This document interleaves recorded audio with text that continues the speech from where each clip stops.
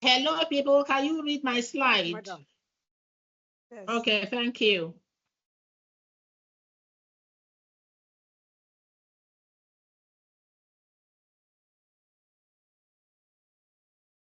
Okay, so like I said, we are looking at ethical business practices, and I want to look at the table of contents. If we look at the table of content, we'll be able to cover understanding business ethics. We'll look at the importance of ethical leadership, and then we talk corporate values and culture. We will be able to look at ethical decision-making frameworks, because there are various frameworks upon which we make decisions in the organization, especially at our level. Okay? We'll take some case studies in ethical dilemma, and then we try implementing ethical practices in the organization, because this is the bottom line of what we are talking about. We should be able to implement in the organization. Okay? Now, our objectives, our learning objectives. At the end of this particular module, I want us to be able to understand the fundamental principles of business ethics. Okay, guaranteeing that, of course, it's not our first time we understand business ethics to a very large extent, but we will be talking. And we should be able to explore the role of leadership in promoting ethical practices, because it is incumbent on the leadership to promote ethical practices within the organization. We should be able to examine the frameworks for ethical decision makings. And we review some case studies and practical applications, how we can apply ethics in our organization. Okay, I want to believe this covers to a large extent what we are expecting. Do we have other expectations from this model that have not been listed? Hello, people. Do we have other expectations from this model that has not been listed, so I can take it along as we are discussing? I'm still waiting, because we are going to be doing this session together. We are going to be doing these sessions together. So if you are busy at work, I'm sorry. Please suspend the work for now, because from time to time, we're going to be doing this session together. Do you have other expectations that I have not expressed in these objectives? Please. I can't hear you. I believe you've covered all the expectations. Just speaking on behalf of the other participants. I believe I've spoken their minds. Thank you very much. I wonder why you are the only person speaking. Is it okay? Now, let me also do a direct attack. Is it that the men do not want to hear my voice? Now, this is a direct attack. Is it that the men do not want to hear a woman speak? Because it's only my constituency that has been talking since I took over this seat. What is the issue?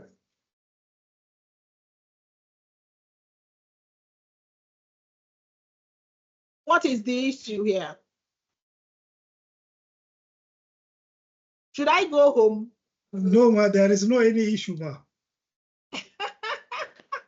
Thank you very much. Because I can't hear anything, and it's like I'm speaking to myself.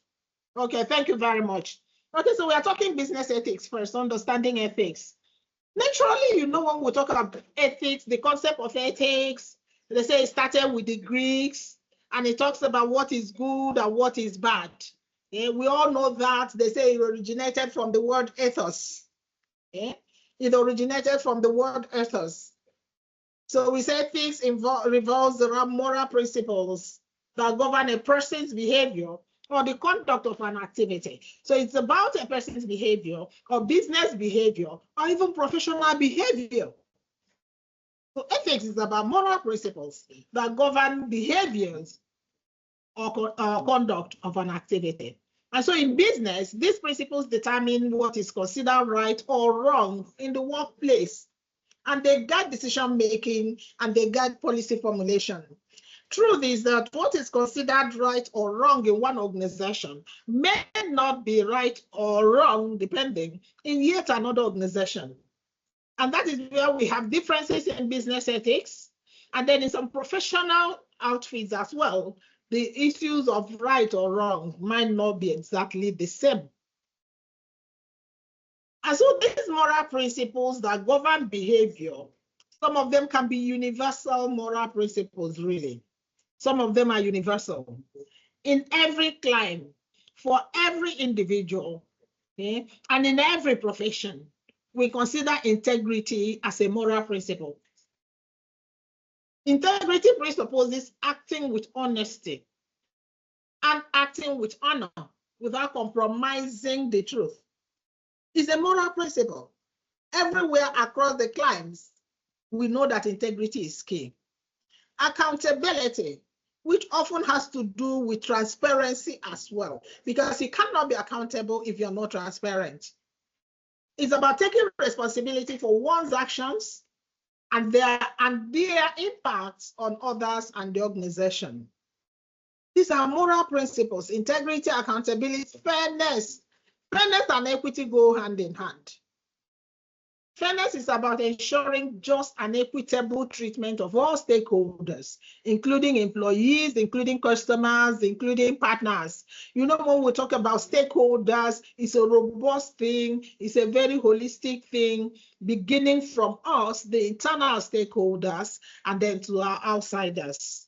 Okay? So these moral principles govern our behavior with these different people. Meaning that as individuals, we have our own moral principles, and then there are both personal principles and there are professional ethics, as well as there are business ethics. So in personal ethics, these ones are derived from our individual beliefs, our individual values, often influenced by our family, often influenced by our culture, often influenced by our personal experiences. Sometimes we say they're influenced by the 3 E's. 3 E's of our education, 3 E's of our exposure, and 3 P's of our environment. Our personal ethics is often influenced by where we have been, our environment, our exposure, our learning, our education. And that's why some things that we hold sacred in one family may not be held sacred in another family. Growing up, I remember, then in my home in those years, it was more like a taboo for a woman to wear trousers. Whereas in our other families, it was not. These are personal ethics. And these are the way of infecting and influencing our lives as we grow up. And then we have professional ethics, which are based on standards and guidelines that are specific to a profession or an industry. And so we have various professional ethics for various professions or for various industries. And these are often codified in the Professional Code of Conduct. Okay? And if we belong to these professional bodies, we must comply with the Professional Code of Conduct. Now, these ethics are not just legal. They are not legal compliance. They are far beyond legal compliances. When we talk about legal compliances, we are talking about compliances that involves adhering to laws. These are rules, they are laws, they are regulations that are already prescribed and noted by either local, national, and international authorities. So we have various laws that are stipulated. These are not just ethical things. They are written, they must be maintained. Contravention can lead us into trouble. And that is for the reason why people are jailed. People who contravene the laws are jailed. Now, this is not ethical behavior. These are legal behavior. These are legal compliances. They ensure that the organization avoids legal penalties. Ethical behaviors ensure that organizations avoid legal penalties because law is a part of ethics. The ethics is far above the laws. We must obey laws to be able to be addressed, to be seen as an ethical organization. Ethical behaviors in business goes beyond merely following the law, of course. It involves acting in ways that promote fairness, transparency, and respect for individuals and communities. And so when we bring in communities here, we are talking about our stakeholders, So it's beyond the laws. It's not just about obeying laws. It's about knowing what is right and what is wrong and doing what is right and what is wrong, whether stipulated by law or not stipulated by law. Examples would be like an organization choosing to exceed the environmental regulations. Now, the environmental regulations are as stipulated. Yeah? These are as stipulated. And so if an organization chooses to exceed environmental regulations in reducing its carbon footprint or implementing fair labor practices, yeah, in regions even where the laws are minimal, but the organization decides to uphold and do more than is stipulated, we say they are ethical. If they are doing according to stipulations, they're just obeying the law. They're in legal compliance. But when they are doing the law, we say they're in legal, they're in ethical compliance then. Okay, so personal values play serious roles in business ethics. Let me ask us, our personal values. I want to believe that each and every one of us have personal values in life that guide us. Do you think, now I'm asking a question and anybody can answer me. Do you think that your personal values as a person has a relevance in your organization as relates to your business ethics? Your personal ethics as an individual, does it have anything to do with your business ethics as a staff of an MPC?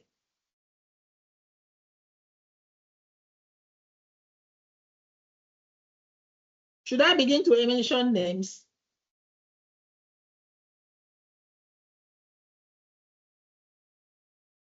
Yes, it does. Yes, it does. How? Tell me. A Thank person, you. for example, who on their, or rather amongst their personal values, they highly value integrity. It will definitely influence how they transact business. It will influence the kinds of transactions they make, how transparently they take on the work they are supposed to do. That's fantastic. Very fantastic. Now you said something very pertinent. What of a person who from the one, even from the family, do not have high level integrity? What do you think will happen to the organization where this person belongs? But then that in itself, it becomes a risk factor, especially given the kind of potentially sensitive positions that that kind of person may hold. So it becomes That's fantastic. very risky. It becomes very risky. Now, some of these considerations in ethics are personal values. Do you think there should be part of the things that HR should be considering in employment? Thank you very much. Who just spoke with me? Who just spoke with me, please? Samuel. Oh, Samuel, thank you, thank you. Okay, so let me ask, okay, some of us tell me, do you think these are some of the issues that HR should be considering in employment? Not Samuel again. I don't want to mention names, so, but if you're not answering, I'll begin to mention names. Yes, it is. Hello. Hello, Christian, thank you. Yes, it's part of what HR should be considering during employment. And at the moment, I think they do. Because part of the thing, when the questions they raise when you are undergoing an interview, is to measure your emotional intelligence and your ability to handle situations. And given certain conditions, how will you behave? How will you conduct yourself if XYZ is presented before you? Those are ways of measuring the ethical compliance of an individual in line with the organizational provision. Fantastic. I love what you have said. But then my major concern here, which another person can take up for me, is why do we still have these issues? Why do we still have issues of fraud here and there? Why do we still have issues of bribery and corruption if all of these are taken care of? And these are ethical issues, and these are issues that are in contravention to our ethics, both personal ethics and business ethics, and of course, professional ethics. Why do we still have such issues, please?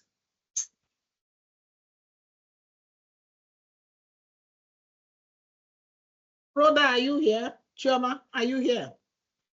Where is my constituency? Rukia, are you here? Yeah, I am Okay. here. Rhoda is Okay. here.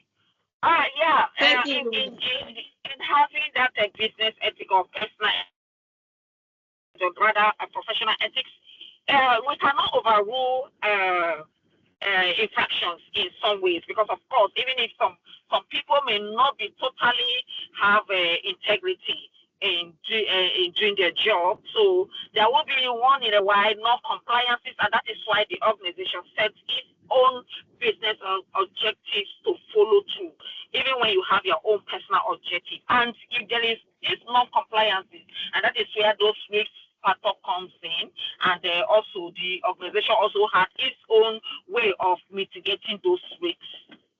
Thank you. Fantastic. Thank you very much. Now, this is the ideal.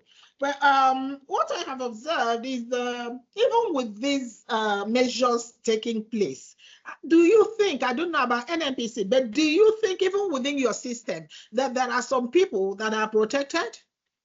Are there in animal form, we say some individuals, some animals are more equal than others? Do you have that kind of thing in the system? I want another person to take up this.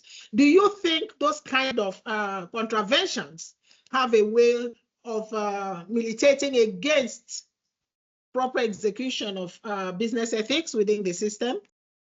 What we do to fight those kind of things? Thank you. I'm still waiting. I'm still waiting. Should I call a name?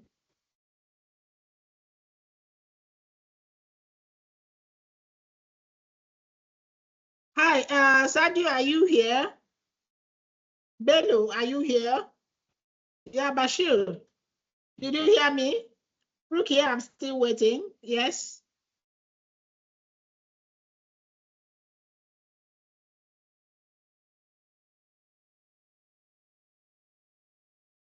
Hello, do you think that some people are above the law and there's still some contravention which also defy our business ethics as an organization?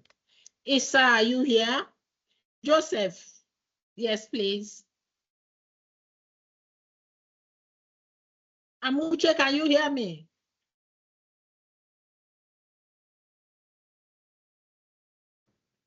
Hello, ma. Yes, please. Who is Okay. talking to me? Yes, Christian, thank you. Yeah, this is Christian. Yes, please. Just as individuals have different rates and different dispositions, we find ourselves in a system that provides a code of conduct of how individuals or staff should conduct themselves within the organizations. And there are ethical values that the systems round out. So where such deviations arise, we have disciplinary committees. We have what's the name of this body now? Anti-corruption committees, where deviations are reported and adequate disciplinary actions are taken. So for now, we do not. The system frowns at such deviations in ethical standards and ethical behavior, and we do not condone such deviations. Thank you. I'm happy to hear this, because yes, please, somebody has something else to say. Yes, because your organization is one of those organizations that we are very proud about. But when there are contraventions, we become a bit worried. Your organization, you know, is one of those organizations that we are very proud about. So we want to look at the role of personal values in business ethics. Okay. Personal values naturally will influence our personal values, will influence our decision making. Whether we like it or not, the way we take our decisions, the things that affect us, will naturally influence our decision making. Because our decisions are based on how we take what we learned from our background. Remember, we said our background, our education, our exposure. This matters a lot to us. So our personal values on decision making, there's an impact. They significantly influence business decisions, affecting how individuals prioritize issues related to integrity, relating to accountability, relating to corporate social responsibility. And so we have a challenge here. We have the challenge of aligning our personal values with company actions. You know, as individuals, we come from different backgrounds, we come from different exposures, we come from different educational backgrounds as well. Okay, and then we congregate in an organization. So there is need for us to align our personal values with the organization's value, especially in situations where we might conflict with profitability or short-term business goals. We need to drop our personal values and imbibe organizational values. But how do we do that? We need to help even the younger people to do this. How do we do it? The strategies for doing this. We need to promote open discussions about values within the organization. Sometimes it's not intentional that people are in contravention. Sometimes it is their personal values now that have negatively affected them. But if we promote open discussions, these personal values of individuals will be coming out from time to time. They might be expressing those values, and we as leaders will be correcting them. Okay? And so a major strategy is to promote open discussions about values within the organization. Promote these discussions freely. So individual values come up even without knowing. Okay? And then we can control the ones that are in variance. And then we develop ethical guidelines that align with both personal and organizational values. When we develop these ethical guidelines, we ensure that individuals follow them. How do we ensure? By providing training. We have to provide training to help employees navigate ethical dilemmas in alignment with both personal and corporate values. You might see some people that are struggling with corporate values, corporate ethics, because they are at variance with their personal ethics. So you see them struggling. But if you open up discussions and they're able to air their views, okay, we're able to correct them, we're able to address it from time to time, and gradually they come around. Okay, so we need some of these strategies to promote this. However, culture plays a lot of roles. Culture plays a lot of roles in ethics. And so we are looking at cultural relativism versus universal ethical principles in global business. There are cultural differences in all that we do. Within even our local parlance, in Nigeria alone, we know how many cultures that we have. And we know how much differences that we have in these cultures. Okay? So if we do not understand and acknowledge the culture of the other person, we might not be able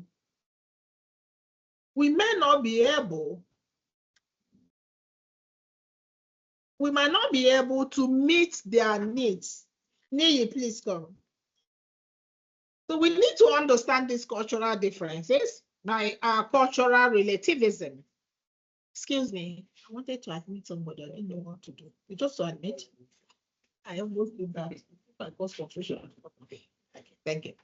Okay, fine. So we are looking at our cultural relativism as against universal ethical principles in global business. Okay. So cultural relativism means acknowledging that ethical practices vary across cultures, which we have observed. Okay? The way we are in our culture might be different from the way our neighbors are in their culture.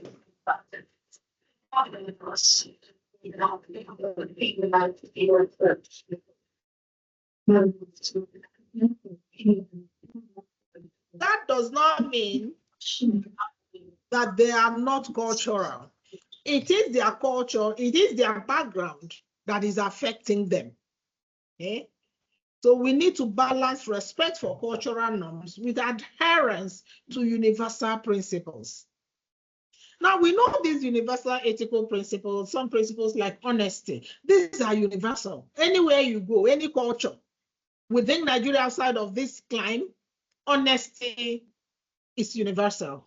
Human rights is universal. Fairness It's universal. These are some universally recognized ethics. Hi, is it Henry?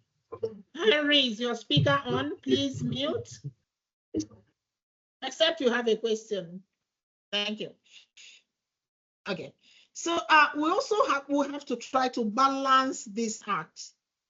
Global businesses must respect cultural differences while trying to adhere to universal ethical standards, achieve true cultural sensitivity, training, and creating a global ethical framework with local variations without compromising core values. We must understand the culture where we work. When we're talking about ethics, we must obey. Ethics speaks the language of the people as well. We cannot impose it's a universal ethics. Yes, everybody obeys it. But what of the culture of the people? Because in ethics, we are particular also about our community. Remember that. We are particular also about our stakeholders. So what prevails in our climb might not prevail in other climes. And that is where we operate, the locality where we operate, their basic needs, their basic requirements might totally differ from other developed economies. But we must carry them along. We have to balance this act. We just have to balance it. And that brings us to the importance of ethical leadership. There must be ethical leadership in all we do. We must be able to set the tone from the top. Leaders must be in compliance. We must be able to take ethical decisions in leadership. We must build an ethical organizational culture, and then we'll be able to look at some case studies on leadership. But let me also ask us, like we were discussing, we stated some strategies that we can use in developing our ethics. So for you, some of these strategies in building organizational ethics will include what? Now I'm asking a question. A strategy that you will use as we return to work fully, a strategy that we will use in developing our organization ethics will include what and what, please? Some people have not said anything to me today,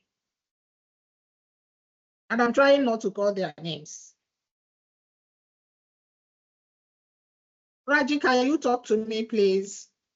Oh, Usman, talk to me. Henry, say something to me, please. What strategy, one strategy that we will use as we go back to work to develop ethics? Choma, have you said something to me? I know I called your name, but I'm not sure you said anything. Madam, you can use a team building strategy. Like yeah, that's fantastic. Team building strategy. Yeah, who spoke to me just now? Is this Henry? Yes, Henry on the line. Okay, Henry, fantastic. Yes, you can build your team. Fantastic. That's wonderful. Thank you. Yes, was it Choma saying hello? Who was saying hello? Yes, please. Yeah, good afternoon, ma. Good afternoon. Hi, Choma. Fine, thank you. We can also establish values and standards. Leadership examples. Yeah. Fantastic. And then we maintain them. Problem is we establish and we do not follow through. We do not follow through and it becomes a problem. Okay, fantastic. That's great. Okay, so we'll look at this importance of ethical leadership in setting the tone from the top. Let me also ask us, that's the next slide I want to open. But then before even I open that slide, setting the tone from the top, do you think is of any relevance in ethics?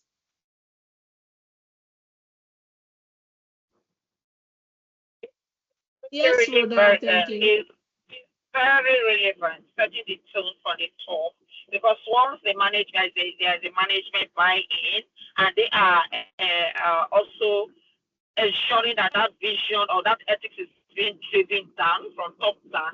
It is very important, and that's what promotes the business ethics. Fantastic. It is great. Man, if we do not have leadership buying, we are doing an exercise in futility. We are just wasting our time. We are just taking a work. So leaders must be role models in ethics. So at the level where we are, that the younger officers are looking at us, we must role model for them. We must. Sometimes people are like, oh, what does it matter? It does matter. Because leadership behavior shapes the organization's ethical climate. We cannot continuously preach ethics. We cannot continuously train on ethics when our leaders are not demonstrating integrity, when our leaders are not demonstrating accountability and fairness. We cannot continuously preach it. We will be wasting resources. And so in promoting ethical culture, there must be transparency from top down. Leaders must foster open communication. Okay? And there must be consistency. We must apply these ethics consistently, even at a financial cost. And we must emphasize ethics over profit.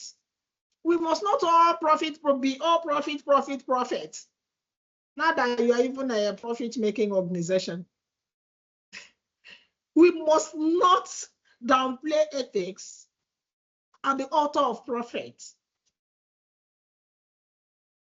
We must de-emphasize profit if it crosses the path of ethics.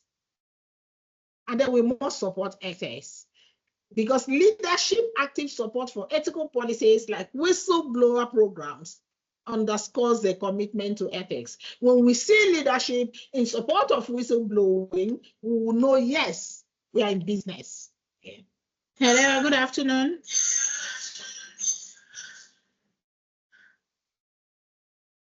Good afternoon, Good afternoon. everybody. Good afternoon. Thank you. Afternoon, ma. Good afternoon. Welcome back. It's this technology that has put us in this, but at least we've taken a 1 hour break. So we're going to fast track a bit because we have 1 more hour to go. Okay. And as you can see, we were talking ethics and we are looking at the various frameworks. Okay. We had already started this, so we are looking at the overview of the various frameworks, the utilitarianism, that's the utilitarian decision-making framework. We're also going to look at deontology, and we're going to look at virtue ethics, okay? And how we are able to apply these to our decision-making process. What is the utilitarianism? That's the utilitarianist. What are they talking about? Like we said earlier, it's an ethical approach focusing on actions that maximize overall happiness and minimize suffering, aiming for the greatest good for the greatest number. In other words, if the greatest number of people says this is right for an organization, the utilitarianist believes that this is right. Why? Because it makes the greater number of people happy. Okay. Now this is where they hinge on their own ethical principle. So they believe once they say it's happy, once the people say it's happy, then it's okay. Once the people are happy with it, then it's okay. The key principles here are consequentialism. They are looking at outcomes. Okay, for them, for the utilitarianist, morality is judged by outcomes. What the people feel, how do they feel at the end of it all? Okay. For them, it's the outcome that matters. Once people are happy, then for them it's great. Another key principle is impartiality, equal consideration of everyone's well-being and everyone's happiness. Okay. They want to be sure that, yeah.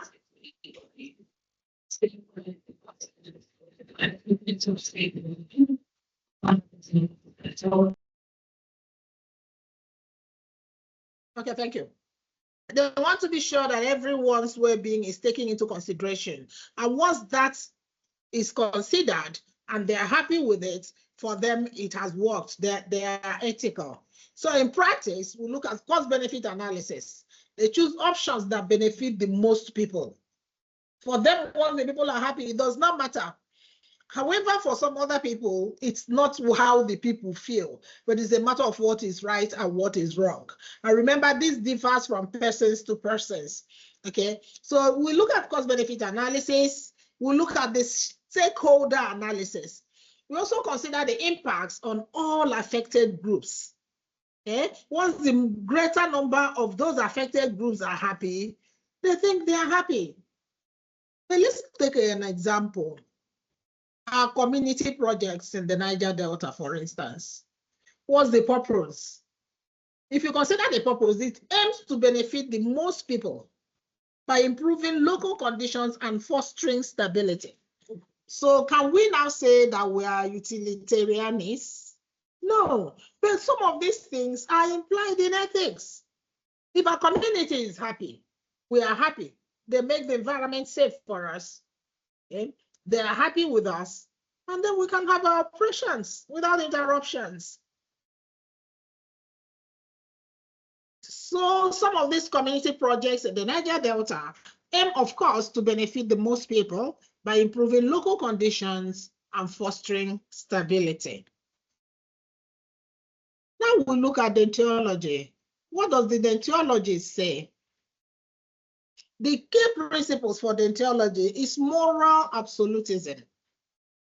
For them, actions are inherently right or wrong, regardless of their actions.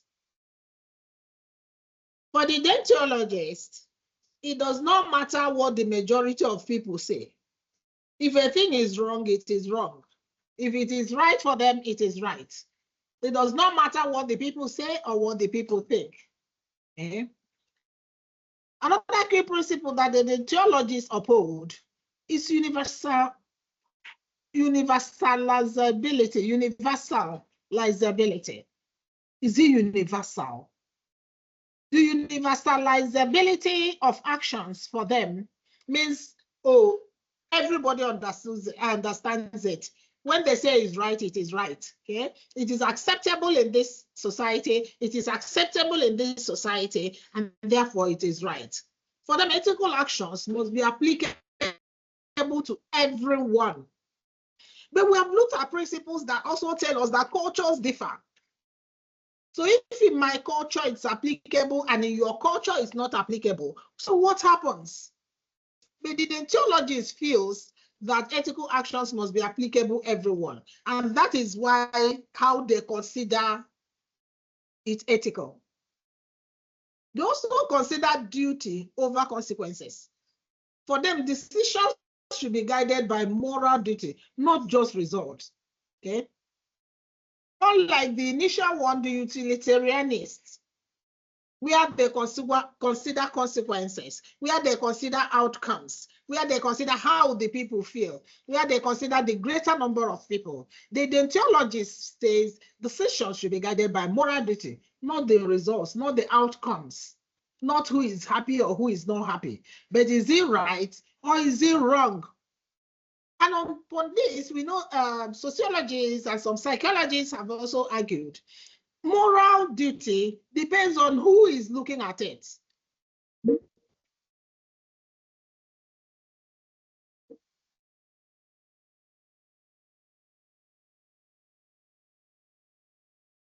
Hello, can you hear me?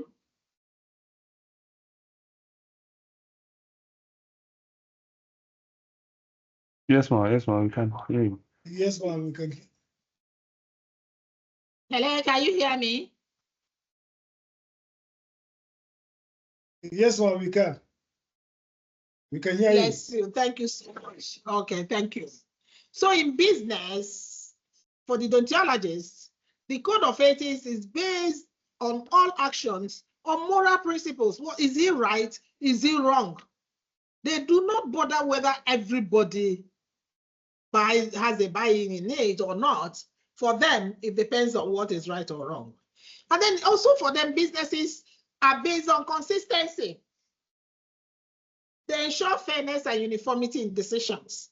So if a decision is taken here in Nigeria, it must affect the same decision for an organization that is global like yours. Okay? Then if that same decision is binding in Nigeria, that decision must be binding even in US, whether the environment is same or not. So they believe in consistency. They also believe in rights protection.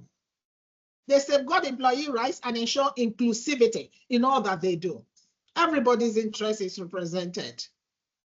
And the focus for them, for the deontologists, is to uphold ethical standards and duty, fostering a culture of integrity and a culture of respect. Very soon, I'll be asking you the various schools of thought in this framework, the various ethical decision-making frameworks. I will be asking you and now what do you think about them. And then we'll look at the virtue ethics. This is character-based ethics. You know, when we're talking about virtue, this is character-based. The focus for them is to develop virtues like integrity, courage, justice. And when somebody has those kind of characters, when somebody has this kind of characteristics, they feel this person is ethical. The key virtues for them here are integrity, fairness, and ethical decision-making. Okay. Cultivating ethical character, we need to do some things. How do we cultivate ethical character in the people? Number one, by training.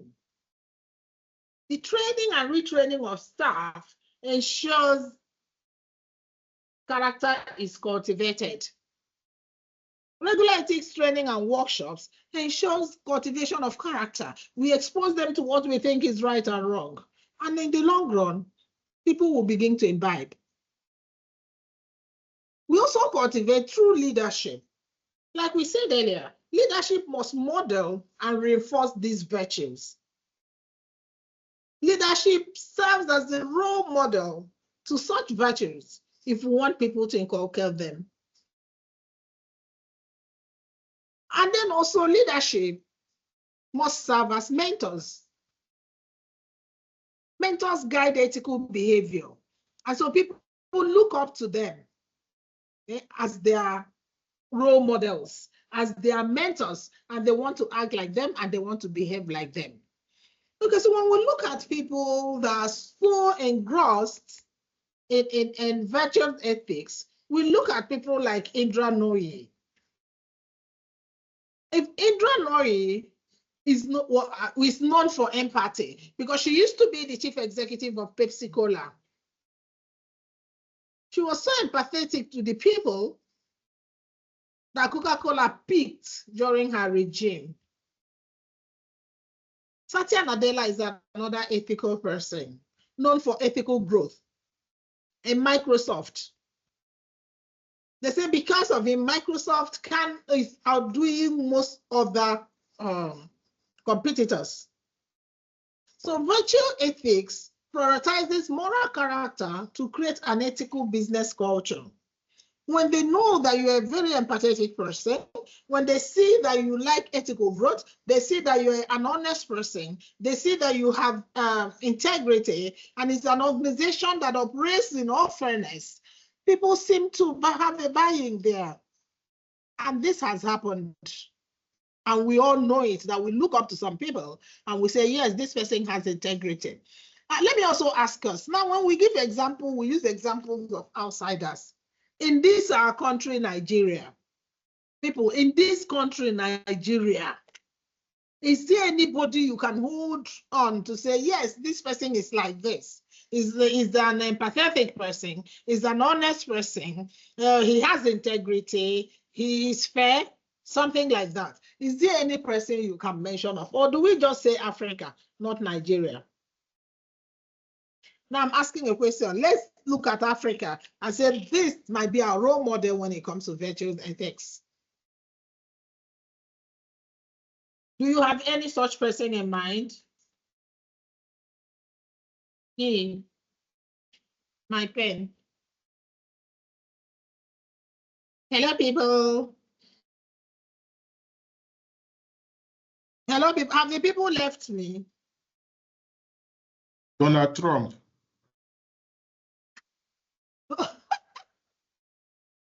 Just now I said Africa.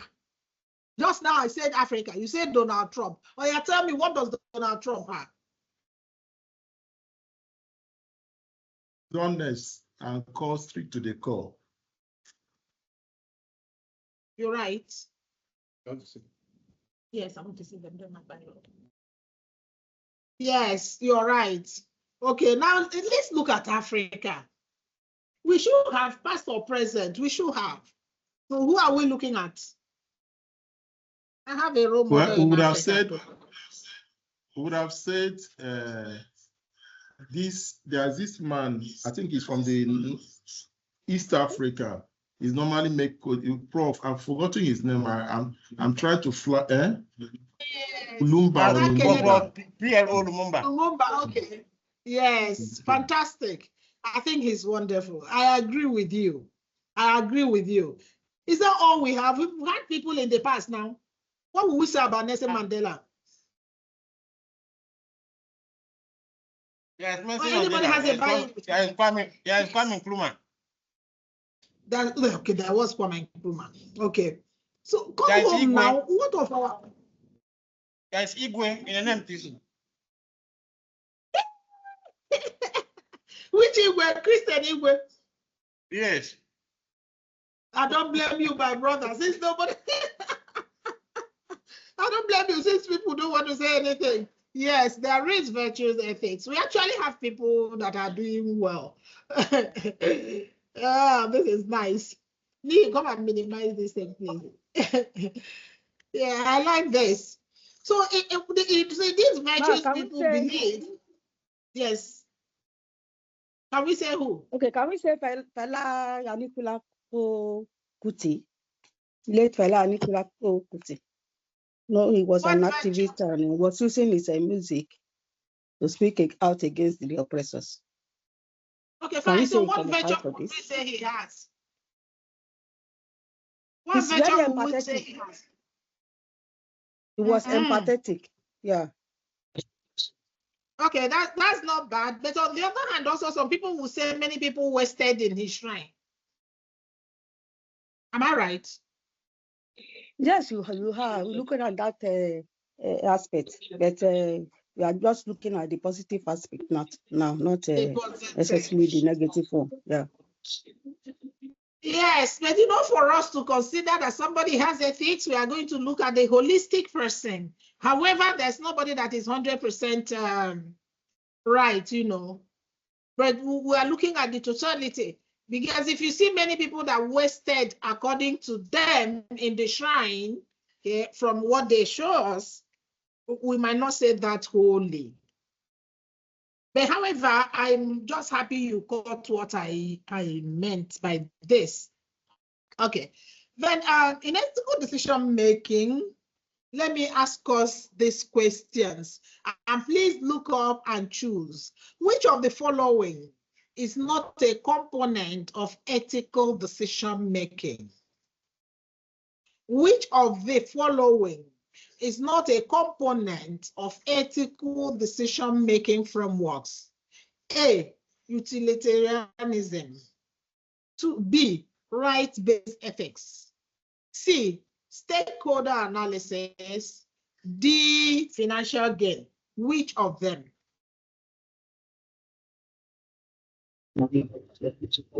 The answer is D. Who answered just now? The answer is D, Henry. Is it Henry? Thank you very much. I'm even clapping for you. D. Yes, you're correct. D is correct. That's the correct answer. That's a plus. Henry, I owe you a chocolate. When will you collect it? I'll Bluetooth it to you. Okay, then we have this plus ethical decision making. The plus ethical decision making model. This for me is a fantastic model, but let's look at it. Just as the name implies, plus provides a comprehensive framework that helps individuals and organizations ensure that decisions are ethical and they align with both internal policies and broader societal values. In other words, the PLUS ethical decision making is like a combination of all the other models. So this model emphasizes 4 major aspects, as its name indicates. The P for policies, the L for legal requirements, the U for universal principles, and the S for self. Okay, so let's look at the comprehensive PLUS ethical decision making. The policies, they look at the alignment of policies. They ensure that decisions align with organizational policies and procedures. They ensure that decisions, it does not matter whether it favors people, but what matters is that these are the policies of the organization, these are the procedures that the organization has set, these are the guidelines within the organization, and they ensure that decisions align with this. They also ensure policy reviews from time to time. Regularly, we update policies to meet new ethical challenges because, of course, we know we are in an evolving environment where changes are the norm, changes are the order of the day. And so this PLUS ethical decision-making model ensures that policies are reviewed regularly and updated. The L ensures legal requirements. It ensures compliance, that decisions must comply with relevant laws. That being ethical, remember we said ethical decision-making encompasses legal requirements.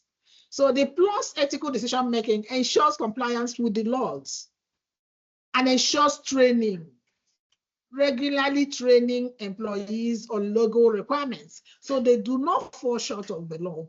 Because of course, we all know that ignorance of the law is not an excuse. So we need to train our people to ensure that they do not fall short. Because some people honestly make honest mistakes, but the law does not understand honest mistake. If you have erred, you have erred. Yeah? The U in the PLUS is universal principles. These universal principles of ethics, that decisions should adhere to universal principles like fairness, like justice, equity, yeah, like integrity. These are universal principles. And the PLUS takes care of that. So when I say that the PLUS ethical decision-making is a combination of all those other decision-making models, this is what I mean. They also ensure global standards. They integrate principles that apply across cultures, and they assure that cultures are properly taken care of. And then the S indicates self, the individual values, yeah, the personal integrity. The PLUS ethical decision-making model aligns decisions with personal values. They make your values to align with the decisions that you make. And then there's ethical leadership too. And therefore, leaders should model alignment between personal and organizational values. So you must align your personal values with the organizational values. When your personal value is running in contrast to organizational values takes preeminence. So we must align, we must work in tandem with organizational values. So the PLUS stands for policies, for legal requirements, for universal principles, and for self or individual values. Let's look at one case study in ethical dilemma. This overview. In the mid-1990s, I know you know about this, Shell faced a major ethical dilemma regarding the disposal of the Brent Spar, an oil storage buoy. I don't know whether you've heard about this. In the 90s, Shell was going to dispose this storage tank, this large, huge, humongous storage tank in the ocean, in the North Sea. And this decision sparked a public outrage. Countries were shouting, why? Because it was not environmental friendly. Particularly from environmental groups like Greenpeace, who argued that it will cause environmental harm. It will cause environmental harm. It could cause damage to lives. It can cause loss of life and damage to property. So applying the plus models, now let's look at it. The policies, there was conflict. There was conflict, obviously. Shell's internal policies focused on cost-effective and safe disposal methods. That was all they were concerned about. Yeah? However, the public and environmental safety concerns were not fully aligned with these policies. They were just bothered about themselves. They were not bothered about the environment. They were not bothered about public safety. Let's look at legal requirements. We're applying the plus model now. How about compliance? The planned disposal was legally permitted under UK law, but it faced strong opposition from European countries and environmental groups. UK law permitted it, but other laws may not have permitted it. Even when laws permit, remember we say ethics is far larger than law. If the law permits it, is it right? That was why the public outcry. The law may have permitted it, but is it right? Okay. We look at the outcomes. What happened at the end of the day when they were not, when the outcome, the outcry was too loud? They revised their decision. After global protests and re-evaluation, Shell decided to dismantle the Brent Spar on land, reflecting a commitment to ethical principles and environmental responsibility over initial cost-saving measures. The idea of burying it in the North Sea was to save costs, rather than what it would have cost them to dismantle it on land. And so in conclusion, Shell's experience with the Brent Spar highlights the importance of using the plus model to consider not just legality and policy, but also universal ethical principles and stakeholder values in decision-making. So it is not just about, oh, the law permits it. It is not just about, oh, our principles permit it. It is not just about our guidelines permit it. How does it affect others? Okay, let me ask one small question. Who will answer me? What does the P in the plus ethical decision-making model stand for? What does it stand for? People, policies, profit, principles. Thank you. Who answered this question now? Rukia. Wow. 1 chocolate. I'm owing people 2 I'm owing you people 2 chocolates. I'll send them by Bluetooth. It stands for policies. Thank you. It will come, not to worry, by Bluetooth. Okay, now we can't talk ethics without talking about corruption, bribery and corruption. We can't talk ethics. What is right, what is wrong? Corruption, misuse of power for private gain, including bribery, including extortion, including fraud, including embezzlement. I think as Nigerians, we are very familiar with this particular topic, corruption, bribery and corruption. Bribery, offering cash, offering gifts or privileges to influence decisions in various ways. There's this type that people use these days, they call it PR. They want to go and give bribe, they say we are giving PR. That's the problem. Bribe is bribe. Bribe is not PR. PR is not giving bribe. We take it out of context. Then bribery and corruption, kickbacks, returning part of a payment in exchange for a favor. That's kickback, that's corruption. I want to bill you, instead of billing 5 million for a transaction, I bill 7. Why? Because somebody somewhere wants me to return 2 million to him. So rather than bill 5 million, I bill 7 and I take 2 million back. That's corruption. And then nepotism, cronyism. I don't know when this one will leave us. favoring relatives or friends for jobs, for contracts. Not too long ago, we had a public outcry that a government agency was selling, how did they put it? They were selling employment letters. Cronyism, nepotism. Know what? No, ask Google. Seriously, ask Google when we are done. Because it is there. Okay? So we'll talk about nepotism, we'll talk about cronyism. It's always there, all bribery and corruption. So we'll look at the global impact of bribery and corruption, economic consequences.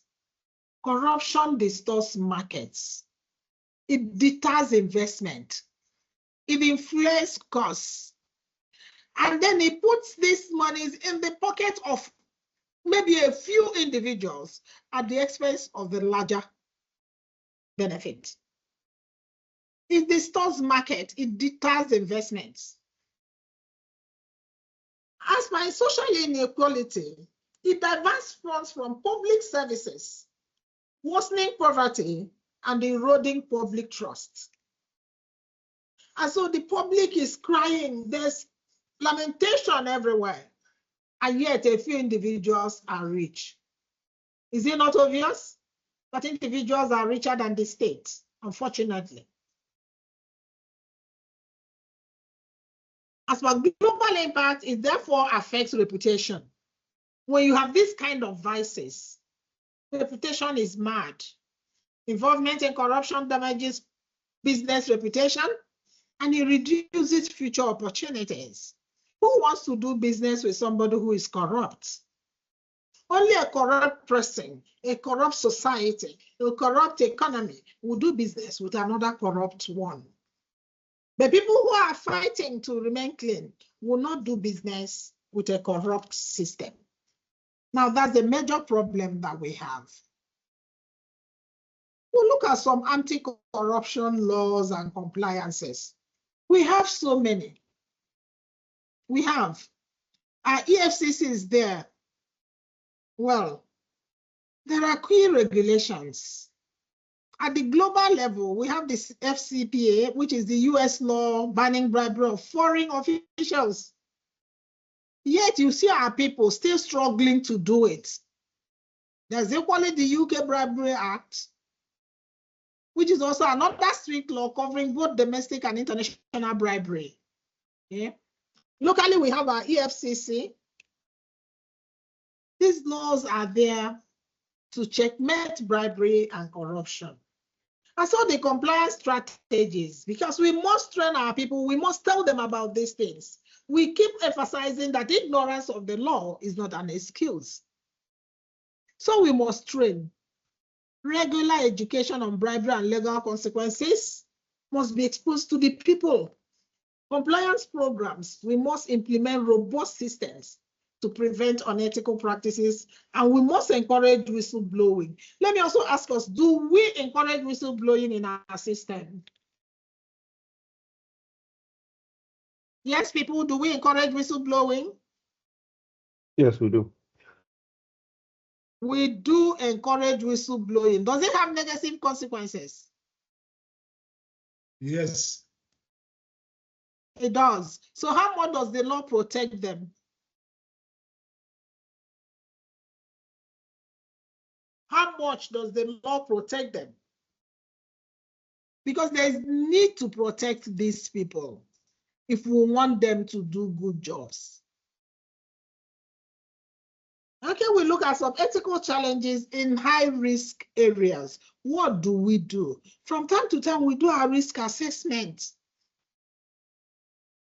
We must evaluate, we must monitor potential corruption risks in new markets. We must assess. When we assess, we follow through. We must monitor gradually, and then we evaluate potential corruption risks. How about local partnerships? We must collaborate with ethical local businesses, avoiding those known for corruption. We must avoid those known for corruption because that's the way we can stay clean and stay clear. Okay? I'll come back to this case study. We'll look at the Malabu case at the end of it all. Okay, in ethics, we are talking about environmental responsibility versus our profit. Most organizations are after their profit, whether it benefits the environment or not. Okay. So what should we do as an organization? Yes, we want profit. Every organization wants profit, except, of course, it's a non-profit organization or most government organizations. But your organization, as it were now, is now a profit organization. You have to pay the bills. But then we must balance this with environmental responsibility. So what do? We balance our profit and sustainability. We short-term gains against long-term environmental health, because environmental health will benefit us in various ways, okay? Beyond the short-term profits, which might harm us in the long run. Environmental health will benefit us in the long run. So we can do away with short-term gains and work towards long-term benefits. Yes. Okay, so let me also ask us, in what way do you think that environmental sustainability can benefit us in the long run as against short-term gains? How do you think environmental sustainability will benefit us in the long run as against short-term gains? Yes, please, somebody talk to me. I'll start calling names now. Amuche, have you said anything to me since I came? Hamza, Yes, you have not said anything. No, he's a pro. Yeah, Twice, I'll try. I've spoken twice, but okay, based on your question, is you said what gains we derive from environmental stability.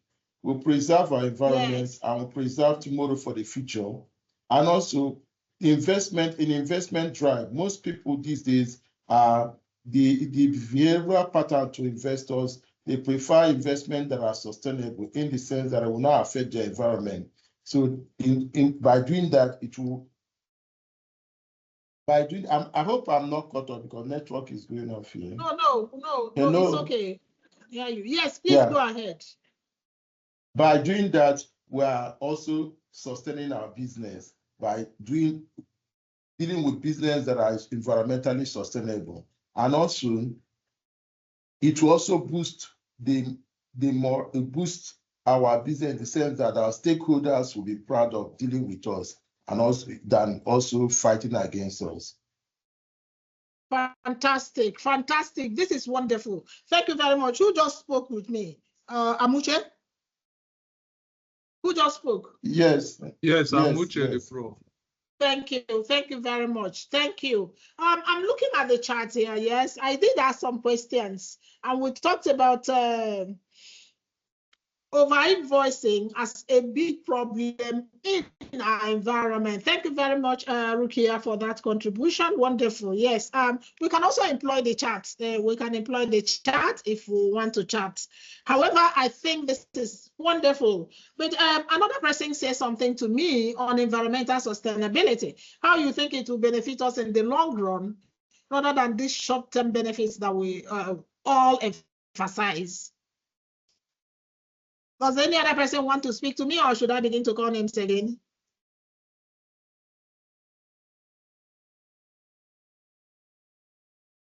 Are we keeping quiet? Isaiah, are you in this class? Isaiah, prophesy now. Joseph, are you here? Mohammed, do you want to speak? Why are the people keeping quiet on me now? Usman, are you here?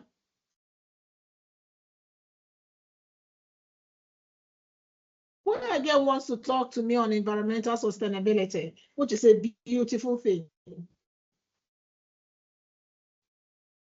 I will withdraw my chocolate.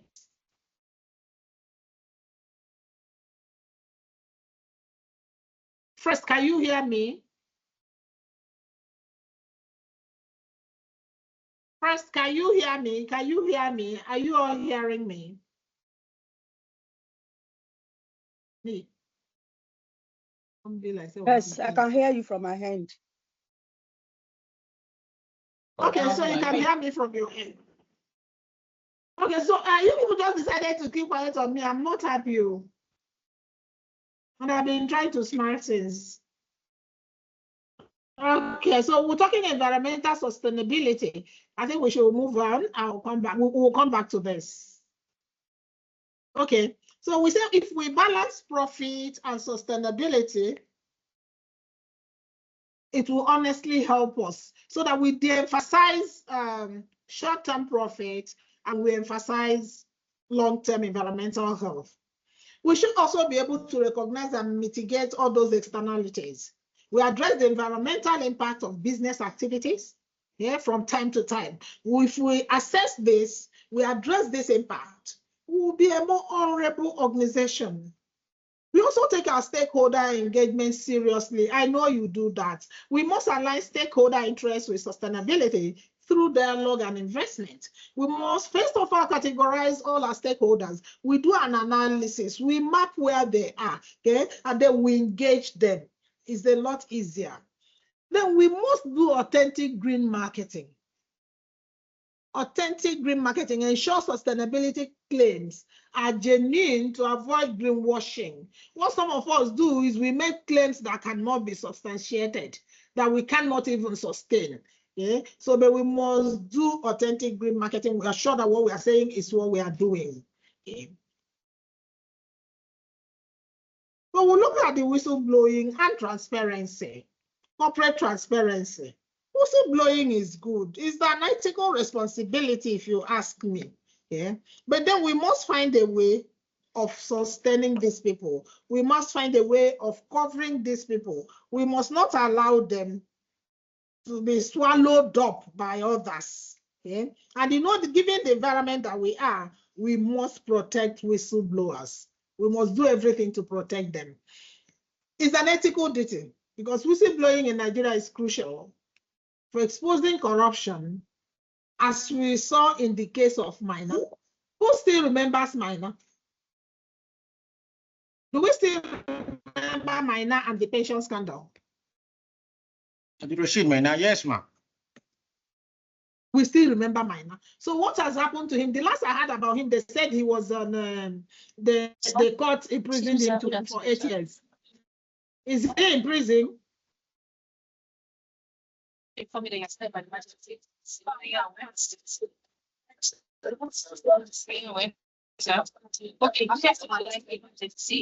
to assistance. So what Thank you. you do is we're going to get the correct possible stuff and get it from them. Thank you. So the last we heard of Mana was when they said he was imprisoned. Whether he's in prison or not, we cannot make that out. But whistleblowing is crucial for exposing corruption, except we secure these whistleblowers. There's going to be a big problem for us because we need that and we need it fast. Then we look at protection. The whistleblower protection policy offers incentives and safeguards.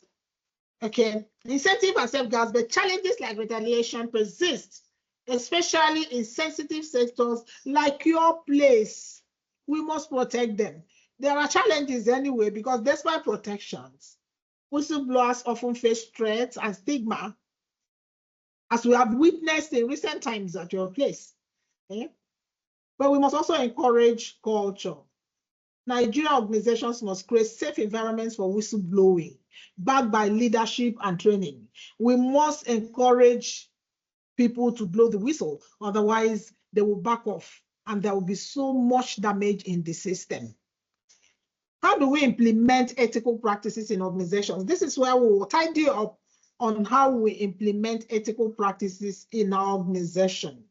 If I ask you this question, and I say, please tell me how you think we can implement ethical practices in the system, in NNPC.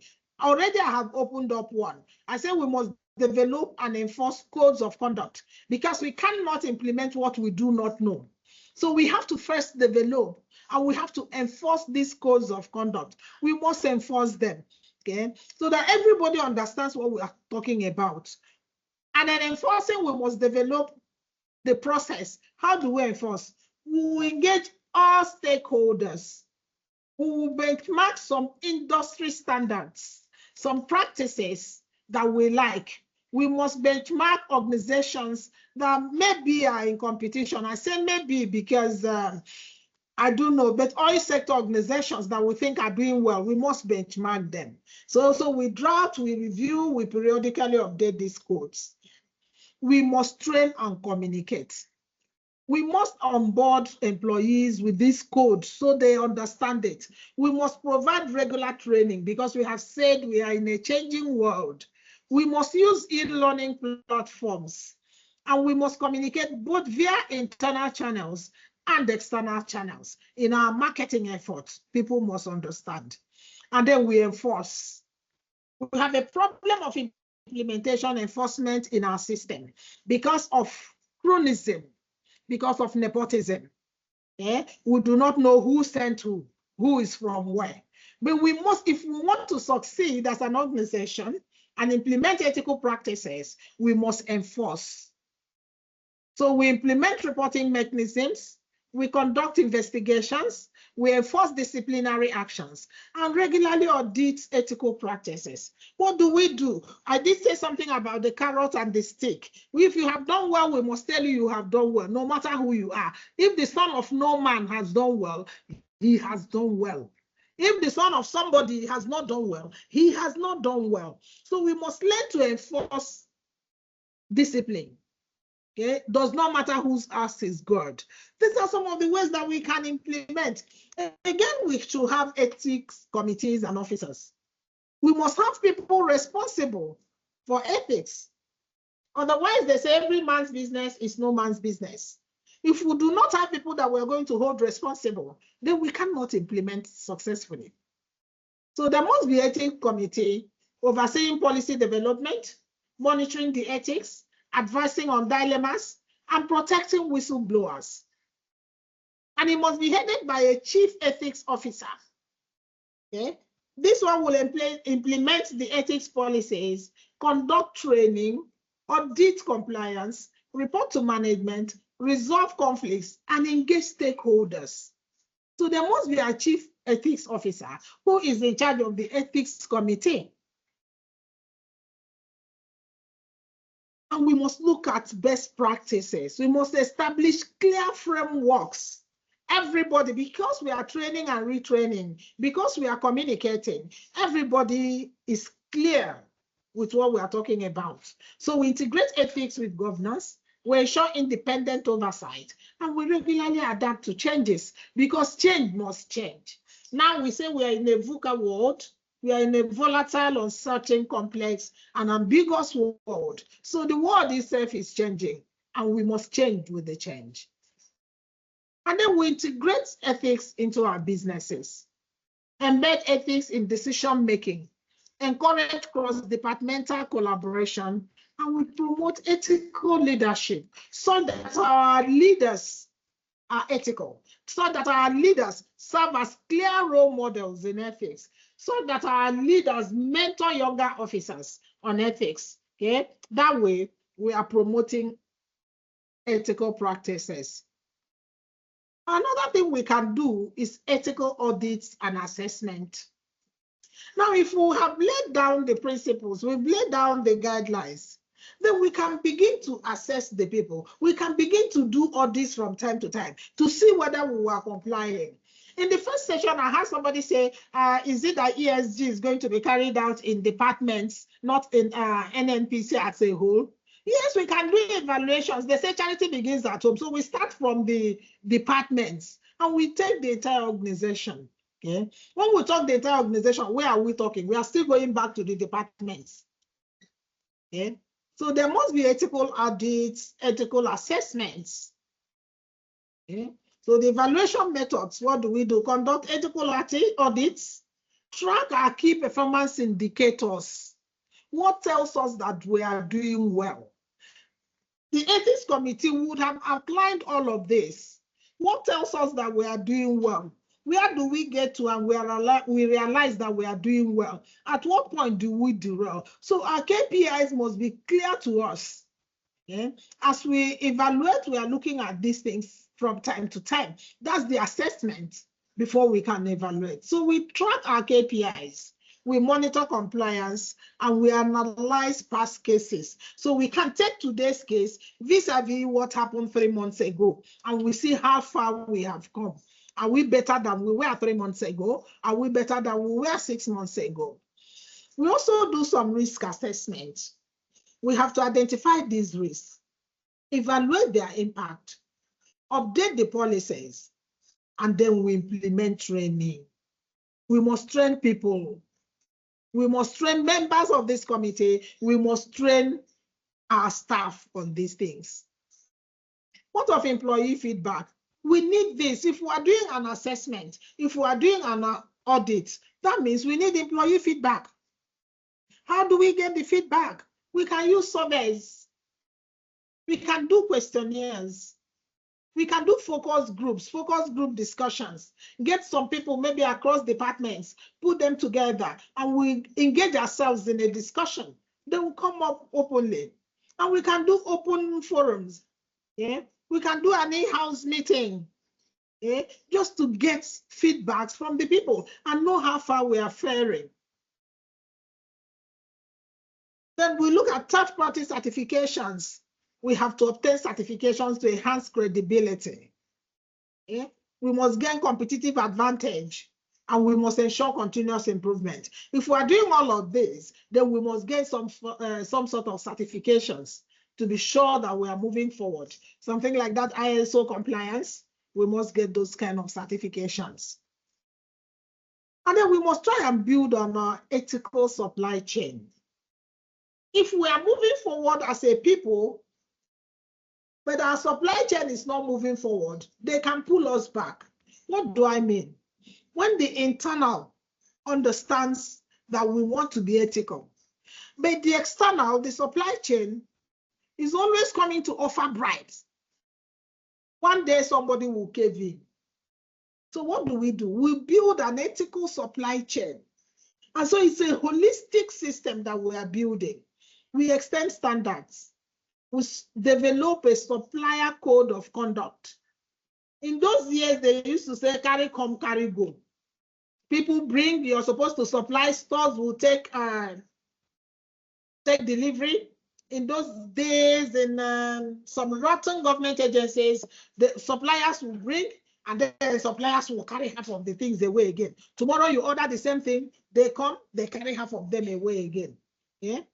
But if we have an ethical supply chain and develop a supplier code of conduct, enforce them through contracts and regular audits, we are sure that we're all moving together, both the internal and external stakeholders. We also do due diligence. We must assess potential partners for ethical alignment. Or you want to come and work with us? You want to do business with us? Yes. Then we assess you for ethical alignment through risk assessment, through site visits, through screenings, which is part of the thing, the due diligence we do when we want to engage staff. We want to know where they're coming from. Like you told me earlier when we started this session, we want to ask, okay, if this kind of thing happens, we create some scenarios. We want to see your response and know how ethical you are first before we sign you on. In building ethical supply chain, we also want to look at our human rights and our labor, our practices. We must prohibit child and forced labor. You go to some systems, children, 15 years, they are working. They're working in the factory.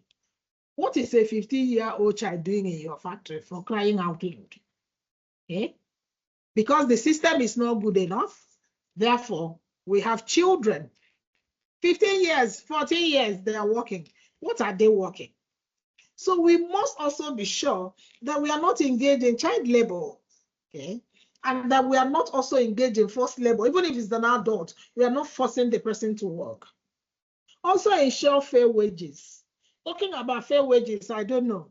You all know how government, the public sector has engaged government in a battle against minimum wage. We are still on it. However, they say it will be effective from May. They are still on it. So you must ensure fair wages, and we must promote worker empowerment. Okay, how do we empower workers? Now I know you empower workers. Tell me, one major way that you empower your workers is what? Please tell me. A major way you think NNPC empowers its workforce is what? Somebody speak to me, please.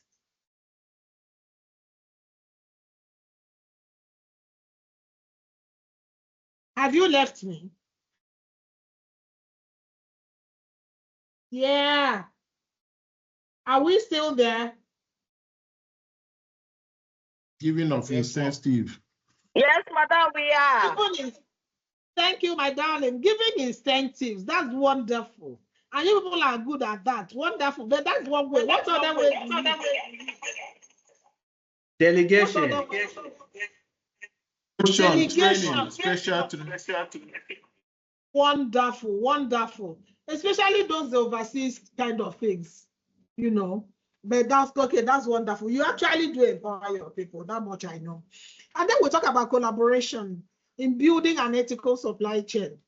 We engage in multiple stakeholder initiatives, provide supplier training, conduct joint audits, and support continuous improvement programs. These are wonderful ways that we can ensure ethical practices in the organization. Distinguished ladies and gentlemen, do I have any questions from you before we call it a day?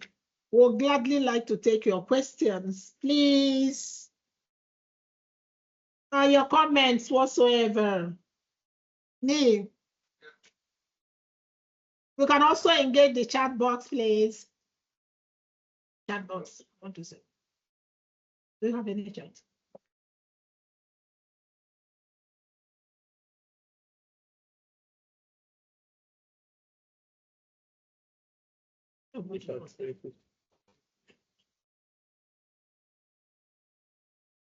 Okay, is it that we do not have any chats? Okay. Yes. Okay. Any questions? What is it? Okay. So if you're not asking me, I'm going to ask you. Should I ask you? I'm going to ask you. These are you people are keeping me quiet.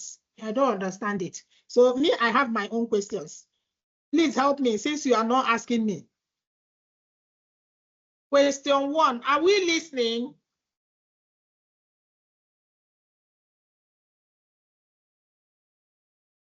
Okay, they've taken my question 1, they've taken question 2.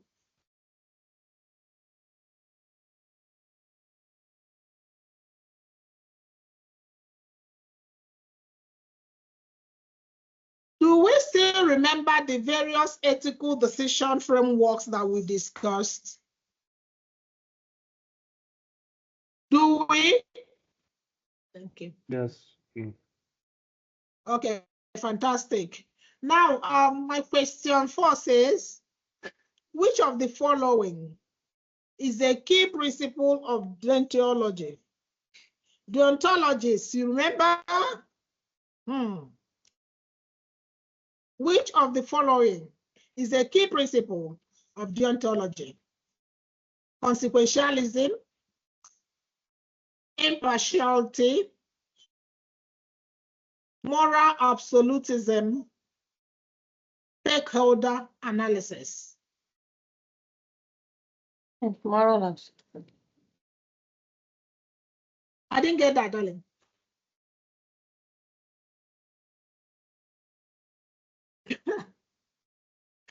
I'm still waiting. A, B, C, D. A, B, C, or D. A is consequentialism.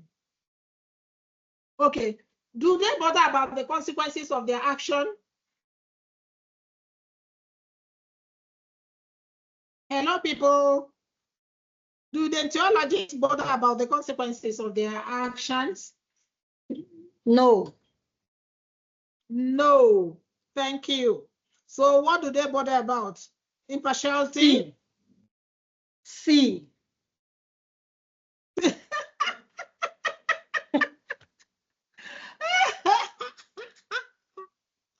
If it is right, it is right. Moral absolutism. Thank you very much. Okay, so I'm owing you one chocolate by Bluetooth. All right. Okay. Thank you, darling. So we go to question 5. Which element is not part of the process for implementing ethical practices in organizations? Which element? See, where this noise coming from? Which element is not part of the process for implementing ethical practices in the organization? A, developing code of conduct. Ethical audits. Market analysis. Ethics committee. A, B, C, or D?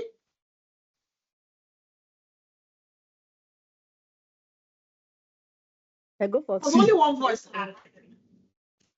Thank you. Hey, now I had another voice. Who answered me just now? C. C. Who said C? Yes, that's correct. Who said C? Ruka, thank you. One chocolate by Bluetooth, remember. Always remember it's by Bluetooth. Oh, Mr. Bashir, I'm just seeing your chat. You are right. Thank you. Okay, that's another chocolate by Bluetooth. Okay. So now true or false? Let's see. Question 6 to 10, true or false? Cultural relativism suggests that what is ethical in one culture might not be in another culture. True or false?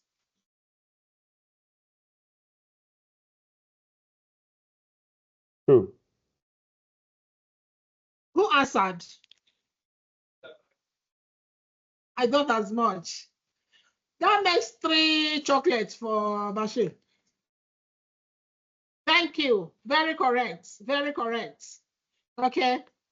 So question 7. True or false? Ethical behavior in business solely involves complying with legal regulations. Ethical behavior in business solely involves complying with legal regulations. True or false? False. Thank you. Mr. Isa said what? False. False. The correct answer is false. Thank you very much. That means how many chocolates? I'm writing by Bluetooth. Question 8. Chioma. Question 8. I'm waiting for your chocolate. Don't worry yourself. You'll get it as soon as this class ends.